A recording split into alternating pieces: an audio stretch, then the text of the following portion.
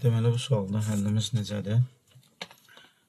Bizə verilən C2H2-nin kütləsinə baxırıq. Kütlə 12 qramdan aşağı enibdir, A qrama qədər sərf olunubdur.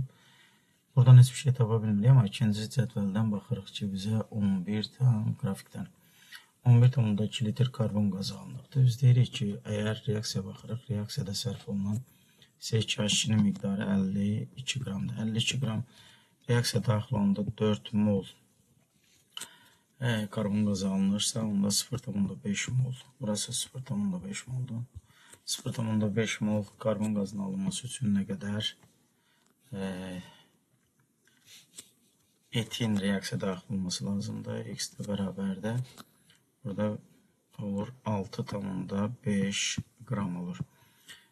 Deməli, biz A-nı tapmaq istəyirdik. 12-dən də çıxırıq 6,5-i, qiymətimiz olur 5,5, yəni A-nın qiymətini 5,5 olaraq tapdıq. Sonra isə bizə deyir ki, ayrılan istiliyin miqdarı.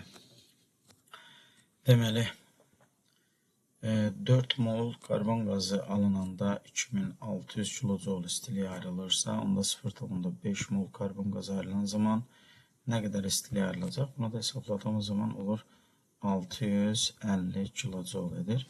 Deməli, cavabımız hər ikisinin olduğu variantda Y variantı olur.